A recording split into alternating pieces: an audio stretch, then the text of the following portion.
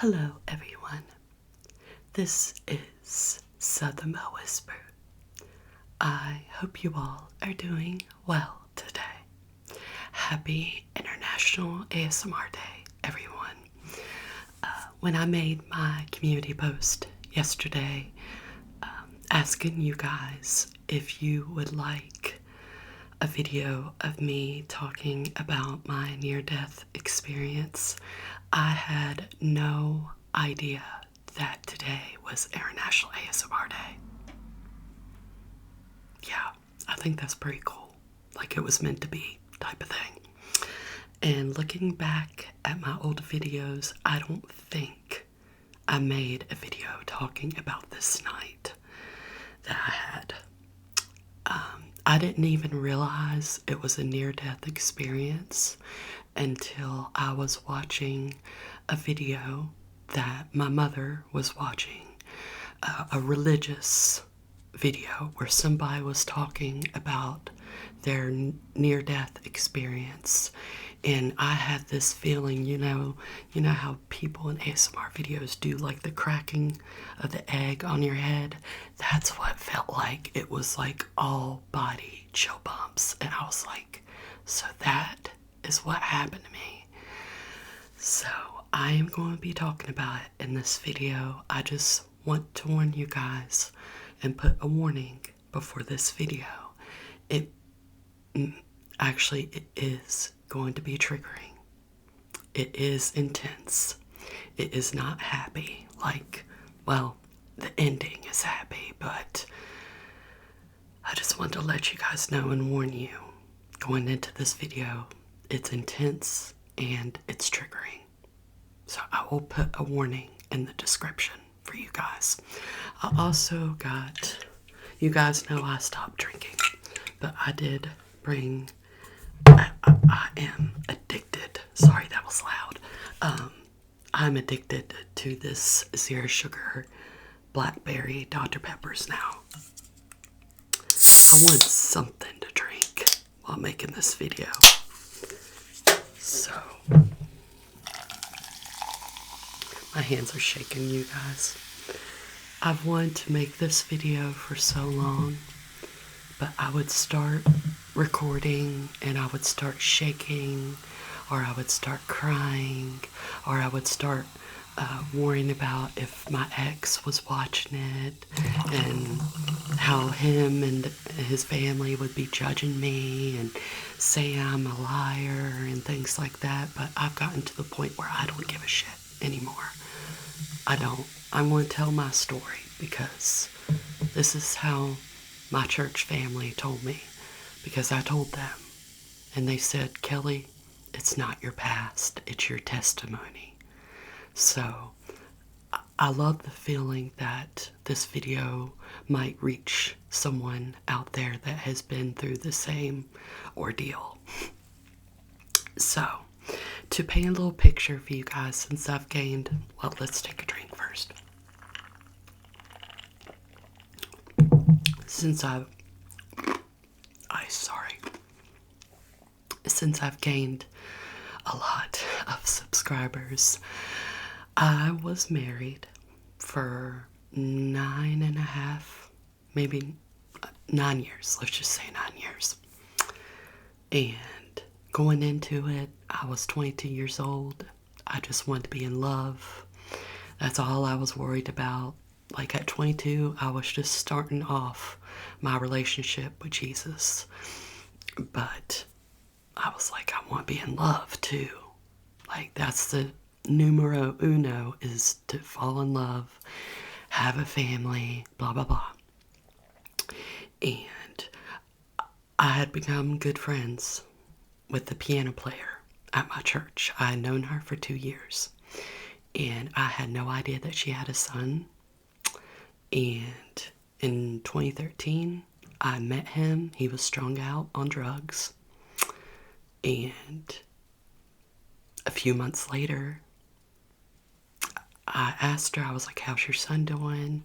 And she was like, oh, he's sober now, and he's coming to church, and he's just such a great guy, I'm so proud of my son.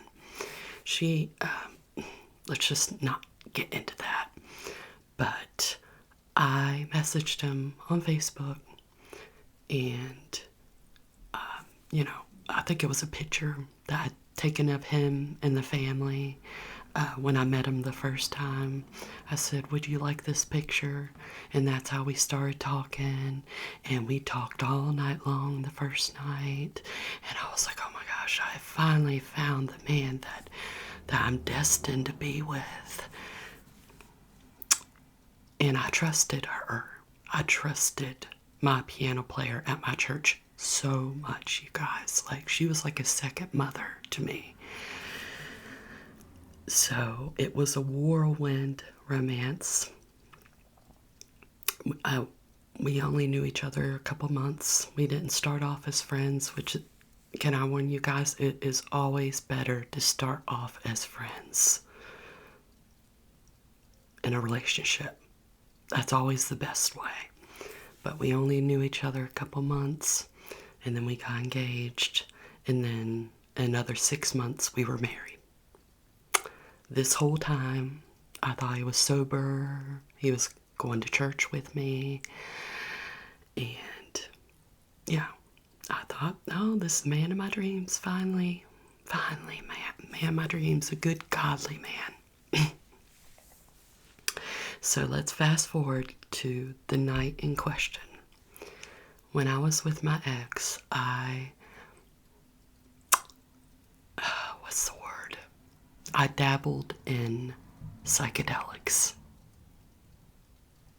Yeah. Not only did I start smoking weed, but I experimented, that's the word, with psychedelics. He told me it was normal. He showed me videos where people were talking about, like that guy that does the pharmacopoeia or whatever on YouTube. He was like, it's normal. They just don't want, the world just doesn't want us to, it's the closest to heaven you'll ever be, and they don't want us to experience that. So I started experimenting with psychedelics, acid, mushrooms, mostly acid though. And let's fast forward just a little bit more. When I arrived here in November of 2023, I found out that I had walking pneumonia. Yeah. It had been months. Like, I went to the doctor when I was with him, and they told me that I had an upper respiratory infection. But when I got here, I went straight to the doctor, and they told me, you are so lucky. They said, you have walking pneumonia. How long have you had this? And I was like, it's been months and months. Like, when I'm, hold on, car. I'm going to pause every time there's a loud car. I'm going to try to. When I moved here, I was a mess. An absolute mess. I had walking pneumonia. I couldn't hear. I lost my hearing in both ears. Yeah, I was a mess. Dealing with trauma, dealing with PTSD. Like, I'm going to be okay. The night in question was August of 2023. And I was supposed to work. I'd called out of work. I was the only one working. By the way, he was unemployed, playing poker, saying he was playing poker and that was his job.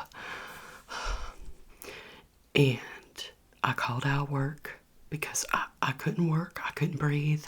I don't know how many of you guys are old school subscribers, but I made videos during that time where you can tell I am sick as a dog. So I had called out of work, and then I told him I was going to call out the next day too. And he was like, I know how to remedy that. So he went out, and let me just tell you guys, our fridge was always empty. No food. I was pretty much always starving. Stealing lunches out of the refrigerator at work, because he'd be taking my money that I made as a CNA and either gambling or buying drugs.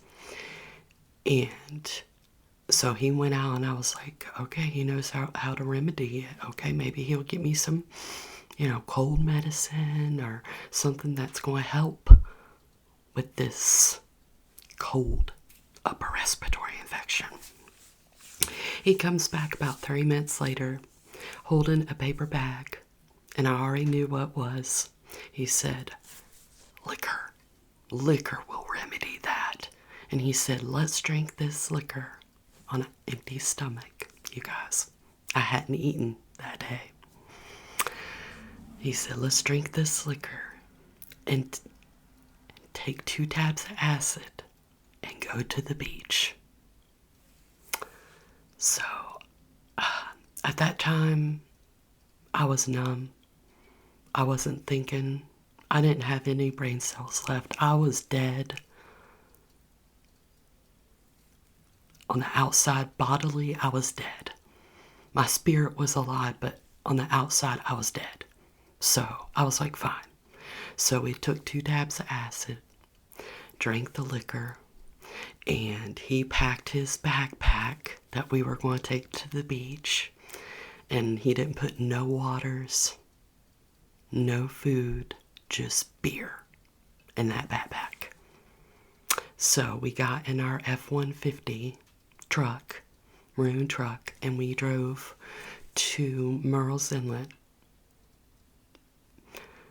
which is in Myrtle Beach, if you've ever been to Myrtle Beach.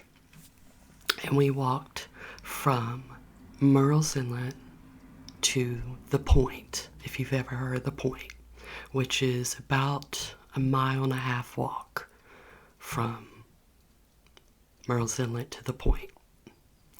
And so by the time we walked from Murrells Inlet to the Point, we were rolling. And I'm going to be okay. I'm going to be okay. I'm going to take another drink.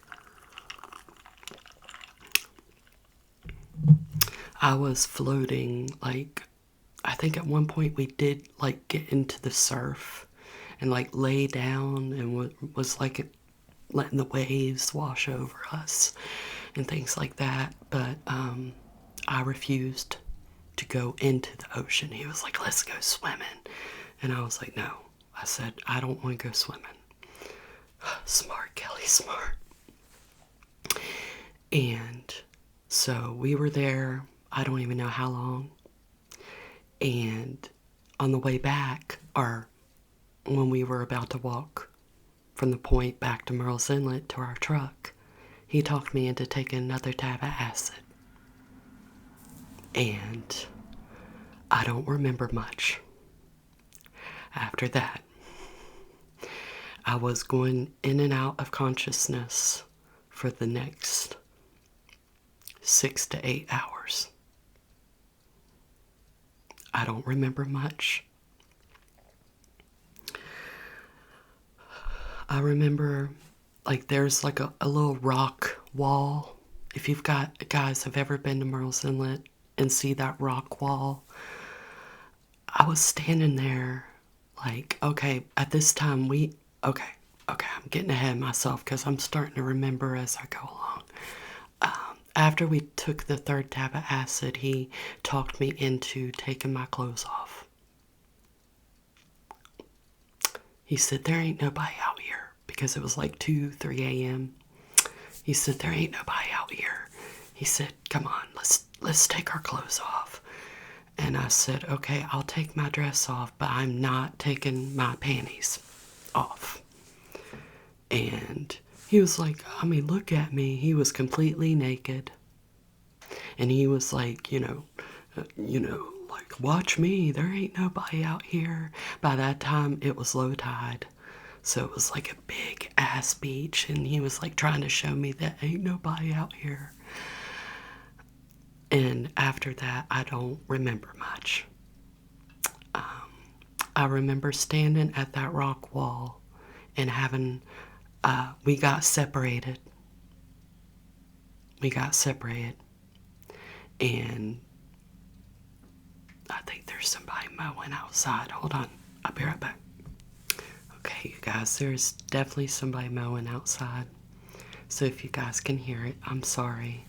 But I'm trying to get through this video because I gotta wake up at 5 a.m. tomorrow. So I'm really sorry if you guys can hear that. That's so annoying. It is 7 o'clock right now. And somebody is out there mowing. Hold on. Alright, you guys, sorry about that. It sounded like it was right outside my window. I thought it was my cousin mowing. It's the neighbor after my cousin. Didn't it sound like it was right outside my window?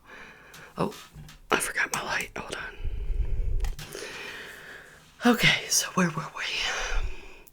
Okay, so he talked me into taking a 3rd tab of acid and taking my clothes off except for my panties. And in between that time, after that, we got separated. And everything you've ever heard about drugs, you have to be with somebody. You cannot be separated. You can't be separated. But it wasn't only that, because I felt like I was losing my mind. You guys, I don't know how to explain it to you guys. I'm trying to paint a picture for you guys. Let me take another drink. So, somehow I had made it to that rock wall. And I was like, and we had gotten separated. And I was like having conversations with myself. Like multiple personalities. I was like, I don't know where he is. Did he drown? Did he go swimming? Because that's the last thing I remember was he was like, fuck it, I'm gonna go swimming. So that's the only thing I remember. So I'm talking to myself in like 5-person point of view. And like I'm getting like a search party ready. And this is just me, you guys. Just one person is doing all this, like, where is he? What can we do? You know, we need to go look for him. And let me tell you guys, it was pitch black on that beach. It was windy. My ears, where I couldn't hear. Hold on, I'll be right back, sorry.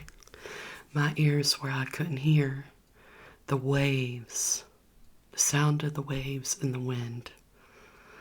It felt like the world was crashing around my shoulders. That's how it felt. It felt like the devil and all his demons were making sure that I was about to spend eternity in hell. That's how it felt. That sand, it felt like the sand was going to swallow me up, and I was going to spend eternity burning and in my own personal hell. So I did the only thing that I could do, that I felt like I could do, because I knew I wasn't going to save my own life. Nobody else was there to save my life. So I grabbed onto one of those pillars, you know, the log pillars that you see on the beach sometimes. And I can still feel the splinters, like the wood on my chest from where I was naked from the top up. And I yelled out, please help me. I'm sorry. I said, please help me. Jesus, please help me. And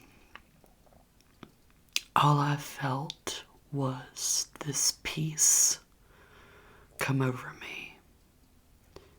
I stopped fighting. I stopped talking to myself. I was at total peace with the fucking truck, I'm sorry. I was at total peace with whether I would live or if I would die. I just stopped fighting. And I've had those moments in my life before where God has told me, give it to me, stop fighting. I will take care of you. So that's what I did. And like I told you guys, I was going in and out of consciousness. But at that point, after I yelled out to him to help me, I went unconscious again. But I didn't fight it this time. And you guys, I can still feel the sand in my teeth from where I was grinding my teeth trying to fight that drug. Hold on one more second. I'm sorry for all the pauses. I can still feel the sand in my teeth from where I was grinding my teeth trying to fight the effects of that drug and that alcohol that I drank. And next thing I knew, and I'm not lying to you guys, I just want you guys to know this. I know if somehow my ex still sees my videos, I know that whole family is going to call me a liar, that I'm just trying to get attention. I saw a light. A peaceful light. The most loving light you could ever imagine. It's like the sun. When you look at the sun, or you're basking in the sunlight, getting a tan, but 1,000 times better. I felt no negative emotions. I just felt positivity and peace and love. But then I started thinking about my poor mother, who had already lost her son. I thought about my niece, who was my best friend at the time. If it hadn't been for her, I would have been dead long ago. I started thinking about my mother. I started thinking about my niece, who had already lost her father a year before. And I was like, God, not now. I can still hear myself saying that. I said, not now. Please don't do this. Don't do it to my mother. Don't do it to my niece. I promise I'll change my ways. Just please don't do this. And that light still kept coming. But then I heard, ma'am, are you okay? Ma'am, are you okay? Somehow, and I don't remember any of this, you guys, somehow I had made it to a security shack that manned one of the nicer Murrells Inlet communities. And it was a security guard with a flashlight. And she was shining it in my face. I was found in the fetal position, completely covered in sand, wearing nothing but my panties. I mean, I wasn't like, I was on my butt, sitting on my butt with my arms around my knees. That's how I was found by that security guard.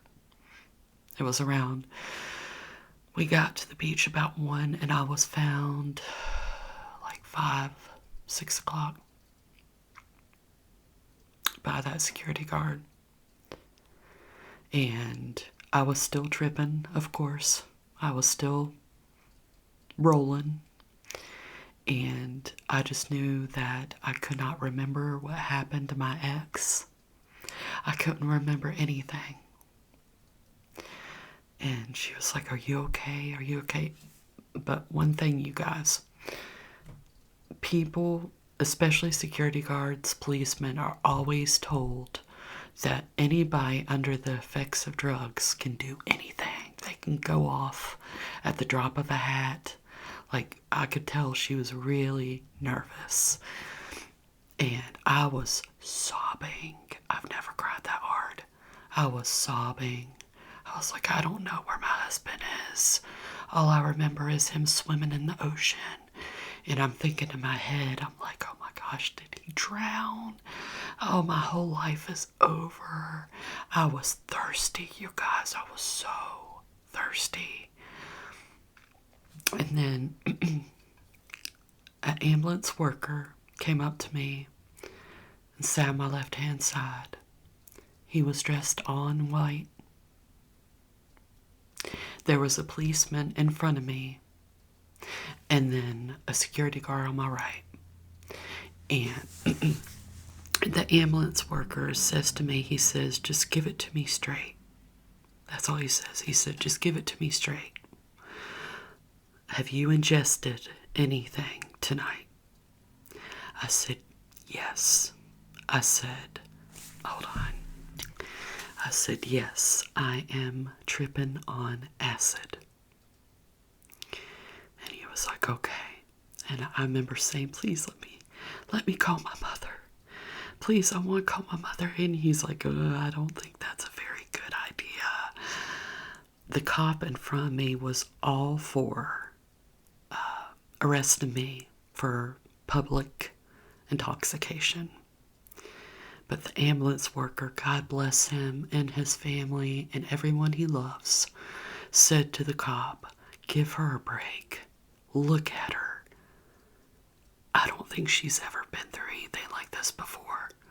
Give her a break. So they got me up, and I hardly remember any of this. And they put me in an ambulance, and they sent out a search party for my ex. And finally, about 40 minutes later, because I'll never forget, actually it was 4 o'clock in the morning, they found him at 4:40, naked, of course. And I remember him coming up to the doors in the ambulance and saying, are you okay? And I had this hatred come over me, you guys. I could have killed him with how much I hated him in that moment. I could have killed him.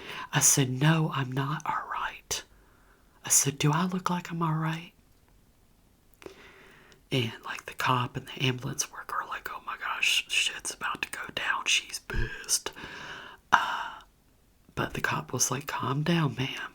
Because, I'm still under the effects of drugs. And I was like, I'm sorry, but I am so mad right now. I was mad that my ex ever put me in that predicament. You're supposed to trust somebody that you love. And I made the regretful decision of trusting him. So I'm in this ambulance. By the way, I worked at the hospital that this ambulance came from. And they took me and my ex to the hospital and kept us in that ambulance. And by then it's around 6 o'clock, and I know day shift is about to come driving in. And the ambulance, you can see right through it. So I'm like, oh my gosh, they are going to see me, because we're waiting on his dad to come and get us. And even though his dad lived only 15 minutes away, it took him an hour to get to the hospital to get us. Yeah. And that whole time, I'm just like hating him. I'm just like,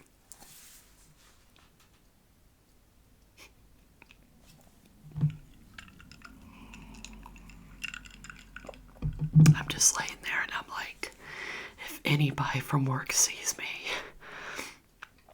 and, no clothes. Oh, during this whole time, when we got separated, he left that bag on the beach, which had his beer and the keys to our truck. So, yeah, he had left that bag on the beach when we got separated. Oh, and let me tell you guys how we got separated. Remember when I told you guys he told me nobody would be on the beach at that hour? He said nobody's gonna be on the beach. Apparently, apparently there was a family, 2 kids, and a husband and a wife fishing. And where he was rolling, and they had lights on their fishing lines, he got like hypnotized by the lights on their fishing lines and got ran off the beach by the husband because he was completely naked. And I don't blame the husband. I wish the husband had beat his ass, to tell you the truth.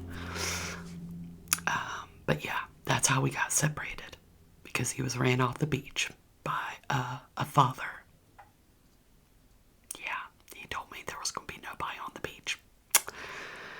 So that's how we got separated. So I'm waiting in this ambulance. I am tripping out. I'm like, oh my gosh, anybody's going to come and see me. And his father finally shows up. And I'm trying to jump in the back seat real quick. And it takes him like 2 minutes, his dad, to figure out how to unlock the doors. So I'm like pulling the handle on the door. And I like fly into the back seat like Superman. And my ex is yelling that he needs water. He needs water.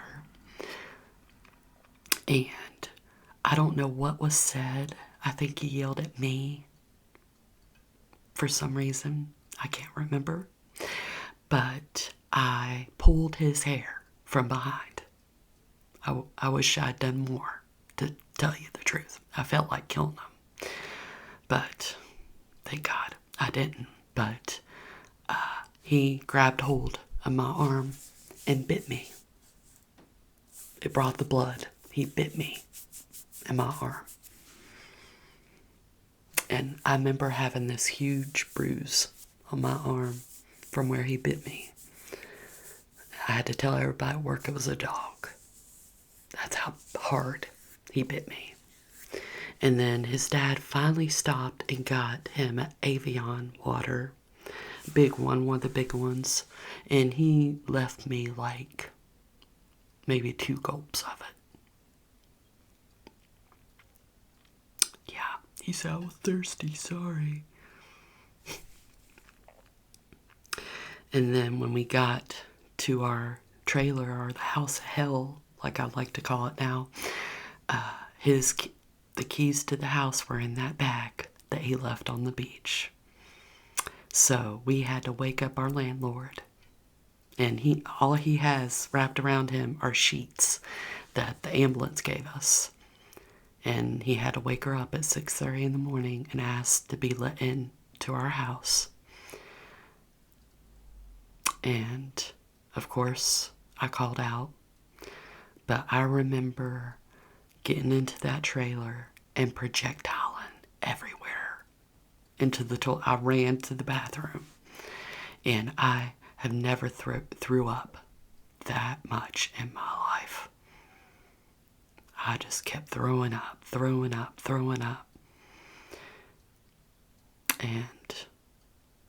But I want to say this. Well, that's what happened. That was my near-death experience. Nobody can tell me it wasn't, because it was. That night set off a turn of events for me. Oh, I remember he had messaged his best friend and was like, we've had quite a morning. We got caught tripping on acid on the beach. And his best friend actually laughed and said, are y'all the ones that got caught in Garden City? I was like, oh my God. He was like, yeah. And we had gotten into the newspaper, or like a Garden City Newsette or whatever. Thank God it said a woman and a man. They didn't use any names. But his best friend thought it was the funniest thing that we got caught on the beach, tripping our asses off, is what he said. He thought it was hilarious. He thought it was hilarious. But that night, started off a turn of events for me. Things started to change. Things started to change for me. For the better. After that night, things changed between me and my ex. I never stopped hating him. We got in a lot more fights. About a month in October, we had a big fight where I spit in his face and he hit me and pushed me to the ground. In our house of hell is what I call it. I spit in his face and he hit me across the face and pushed me to the ground. And I told him that night, I said, I want a divorce, I'm done.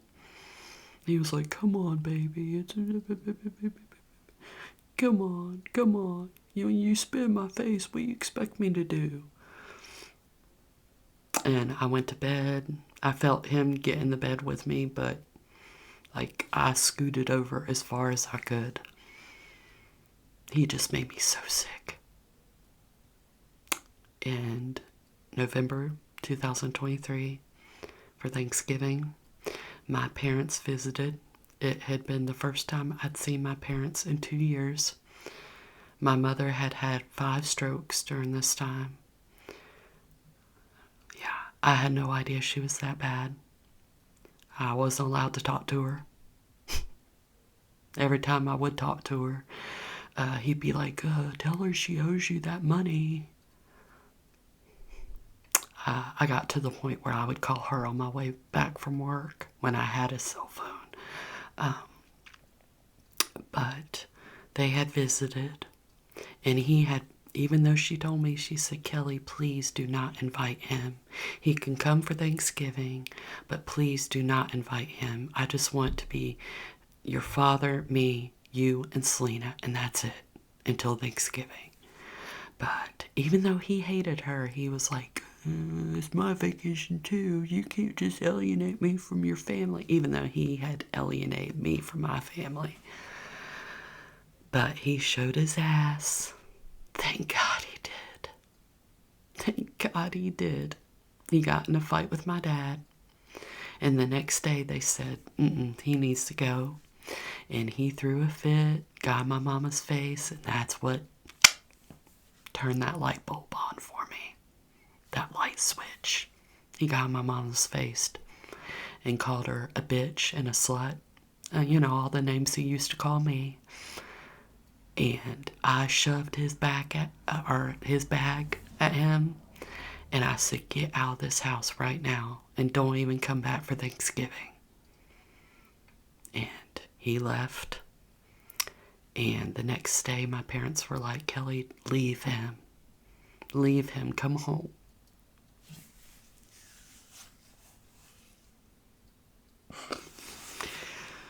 They said, please leave him. And I remember sobbing because I was thinking of my niece. I didn't want to leave her alone, even though she has a great boyfriend. I didn't want to desert her. But I knew in my heart that it was the right thing to do. So I was like, okay. After an hour of them begging me, I said, okay. And I jumped in the back seat. I was smushed against the window because they have a VW small car. And I was smushed against the window with all their luggage and what I had, which wasn't much. I left everything. My book collection, my cat, everything. I had to start over from scratch. And then when I got here, I was, like I told you guys, I was really sick. I found out I had walking pneumonia. And my mom would watch me sleep. And she said, Kelly, I could hear you wheezing from a mile away. She said, you are so lucky. Because that's how Brittany Murphy died, was pneumonia. That's why I had.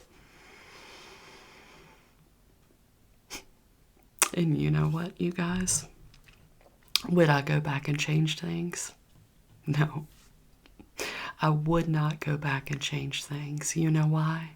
Because everything, every hurt, all the trauma, all the pain, all the PTSD led to who I am right now. Jesus saved my life.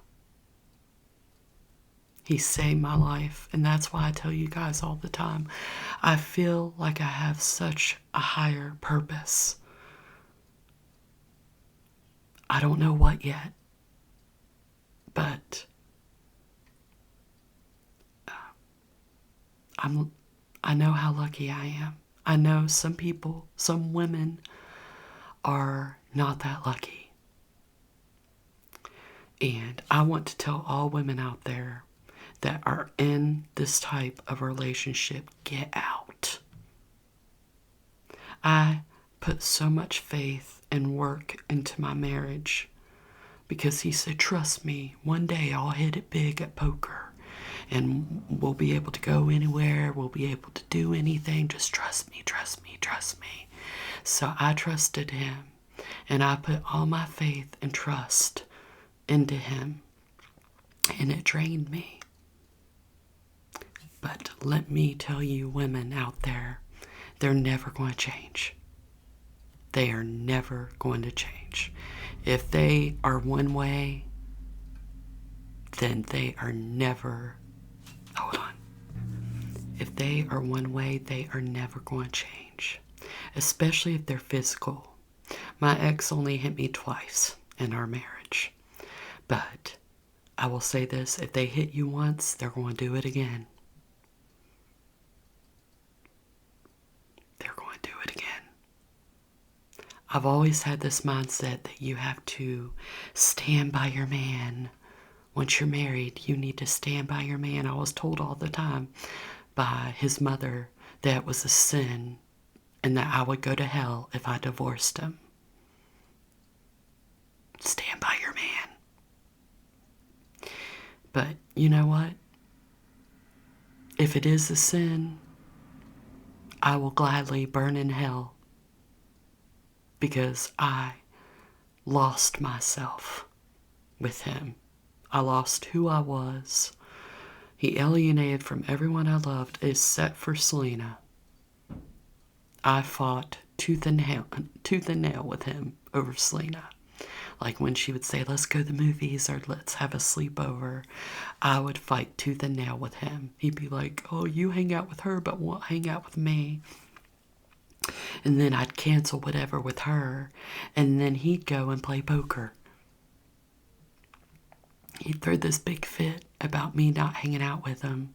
And then when he would get his way, he would go play poker. He just wanted to alienate me from everyone I loved. And he did, except for Selena. I gained 150 pounds with him. You guys, 150 pounds. You guys saw it.